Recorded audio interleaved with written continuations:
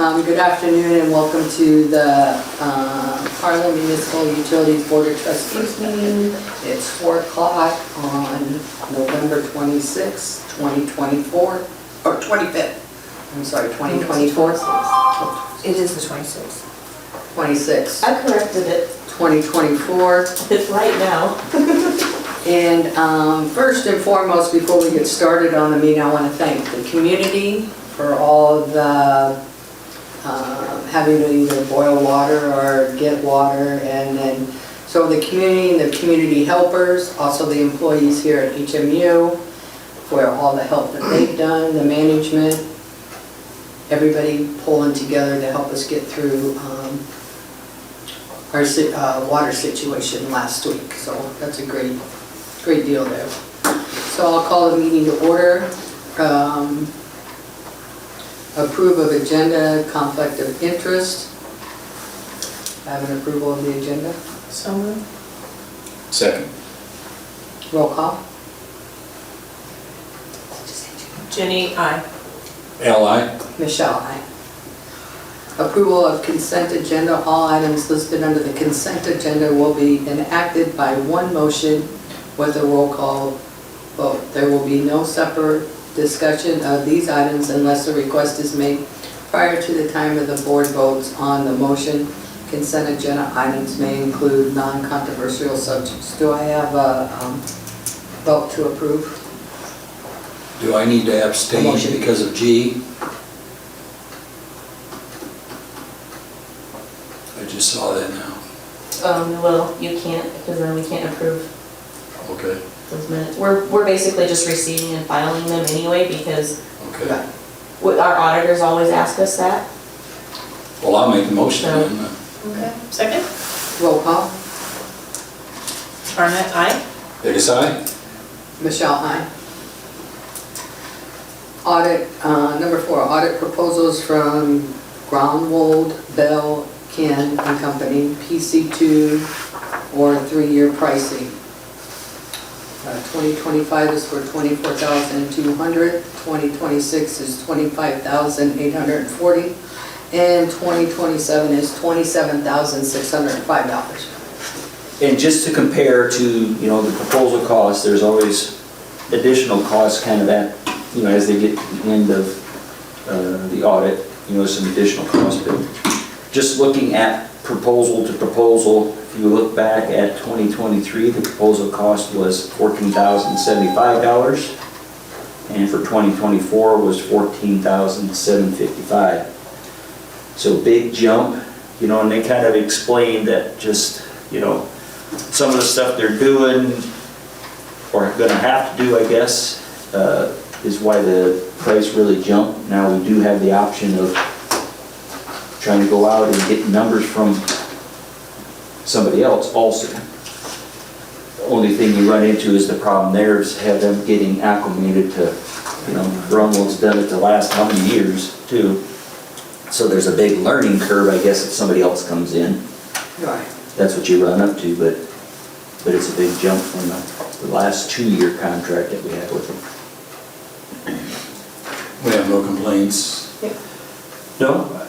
Well, I mean, there's some stuff there as far as, you know, in the finance committee we talked about, but I think that's things that we just gotta work out with them, you know, like we talked.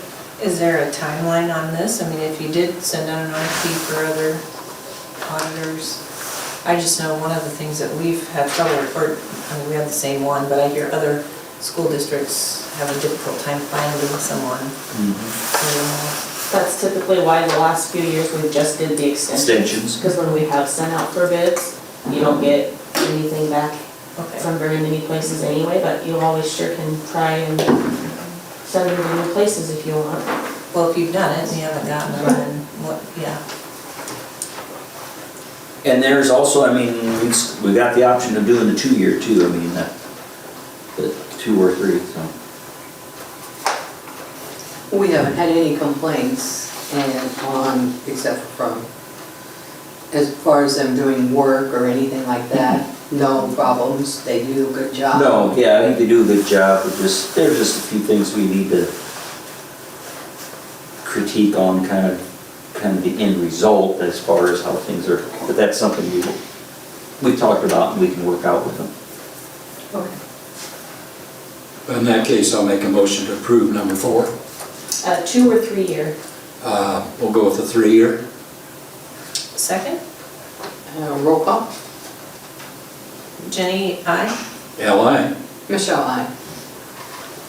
Number 5, recommendation from Al Powers of P&E Engineering for pay app number 6 for the 2023-2024 overhead to underground conversion project in the amount of $51,283.64. Just the payment to LFI/Burns Electric for work completed to date on that project. And I do have an update, I guess, under my report. Things are going well. I move to recommend the Al Powers of P&E Engineering payout number 6. Do we have a second? Second. Roll call.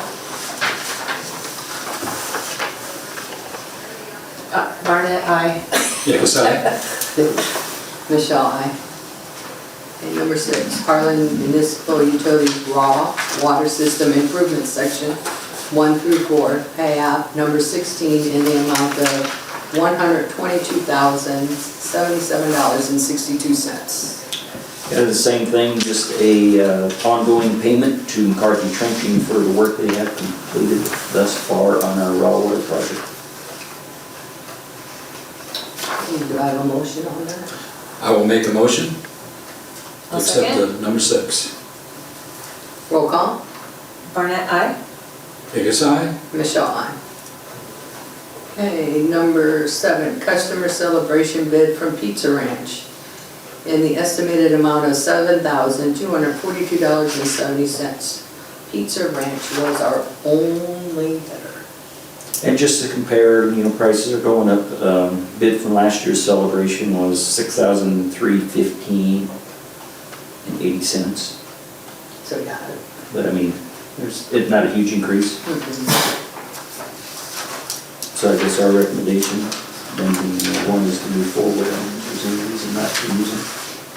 I move that we accept the bid from Pizza Ranch. Second. Roll call. Barnett, aye. Yes, aye. Michelle, aye. That's good, because it's 2 weeks from today, so. Oh my God. All right, the Bobcat E38 R2 Series compact excavator rollover quote in the net amount of $5,500. This will be effective November 2025, but locking in a price now. Yeah, so HMU is wanting to lock in this quote for next year. There has been conversations that the price is going to increase after the first year, I think it was. So kind of wanted to just get it locked in early before things do increase. And then I guess we'll have to reevaluate for 2026 when that comes back around next year. But it's been a good, I can let Colburn maybe talk on that, but I think it's been a good deal as far as this. Okay. Yeah. Yeah. I mean, like I said, as long as we keep both machines, we've got 2 of them. The next one is the skid loader, but as long as we keep them under 100 hours, we get a brand new machine in a year. 200.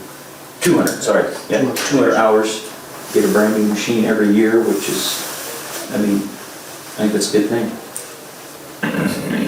Yeah, it's just like leasing. What you're doing. Yeah. So do I have a motion to approve that? I will make the motion to accept the, It's just a little bit different than the leasing, because we've already paid for the machine. Okay, oh, it's So if different we than decide not to Right. lease it, we own it. Oh, okay. If we decide okay. not to, so it's not really a lease. Okay, thank you for clarifying that. I'll make that motion to accept the rollover quote for $5,500. A second.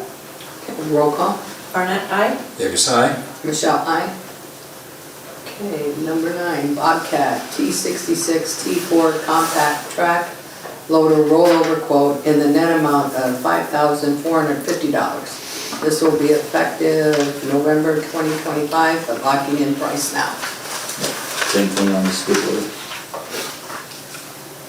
I move that we approve the Bobcat T66 T4 compact track loader rollover. Vote. Do we have a second? I'll second. Can I get a roll call? Barnett, aye. Hickus, aye. Michelle, aye. Number 10, electric inspection and maintenance program renewal. This covers the program where the Iowa Utilities Commission inspects a section of our electric distribution system every other year.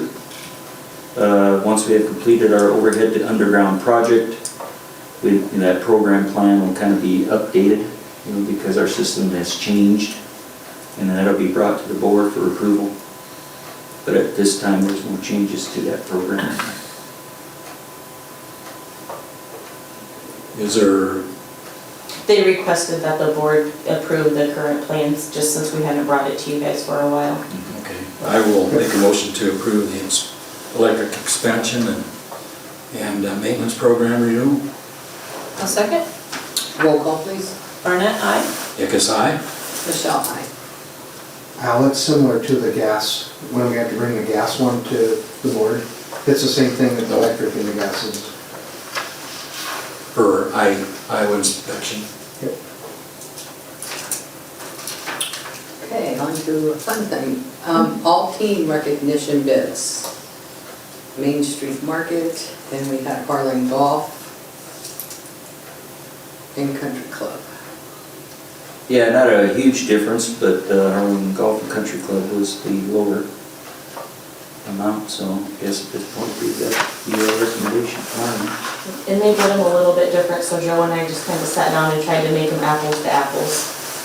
So, And I can see the lower bid, I would say as well. So I move that we accept Harlan Golf and Country Club's bid for the all-team recognition. Second, Second. roll call. Barnett, aye. Hickus, aye. Michelle, aye. Number 12, information only. Yeah, nothing under that. That's what I see. And then you're up, Joe. I've got a few items. There again, we've talked update on the raw water system improvements project. Contractor still has a few punch list items to finish up or to correct. Cohoy has reached 253 feet of depth on well 35 as of about 3 o'clock this afternoon. 270 feet is the top of the sand and gravel formation that we're wanting to get to, that we'll draw water from. The bottom of that formation is 315 feet. They want to try to drill, and hopefully they'll reach it by morning or in the morning. They want to try to reach about 268 feet. In other words, they want to not try to penetrate that sand and gravel layer prior to the holiday, because they'll stop for the holiday. Issue is, if they went too deep, then they almost got to drill all the way through the sand and gravel, because at that point, that sand and gravel layer could start taking a lot of water, actually from the recirculation pit and even from the borehole. So if that happens, and if they, if they punched through that and left it over the holiday, if all the water drains down into that formation, then the whole borehole could start collapsing. It's more or less the hydrostatic pressure holds it open with that borehole being full of water. So that is their plans, is to drill until they hit about 168 feet. And they'll just kind of clean the area up tomorrow and then come back Monday and start back up and then work their way through that sand and gravel layer down to the bottom of the well, 315 feet. Set the casing and then grout around the casing. Hopefully that'll all happen next week. And then that following week, should be able to start building the well house mount. They got to add about 5.5 foot of dirt around there for the well house. We'll just keep kind of progressing. Hopefully the weather will hold enough that we can get that done. I mean, they're still going to have to probably build I guess we call it a tent, or just a temporary structure, kind of some lumber and some plastic to try to heat that area as they do the foundation and the block wall for that well house. Because like I said, we'd like to try to get this thing up and running January-ish if we can, you know, and try to get our chemicals situated because it's gonna be a little bit different chemical feed when we start mixing that deep well with the shallow well. So instead of wait till spring, summer, you know, where we're gonna be under more water demand, it'd be nice to get those kinks kind of worked out during the winter. So, update on the overhead underground project. Waiting on JP Electric to finish conduit and wiring in the downtown buildings on that east alley. Once finished, each business will be switched over to the new service.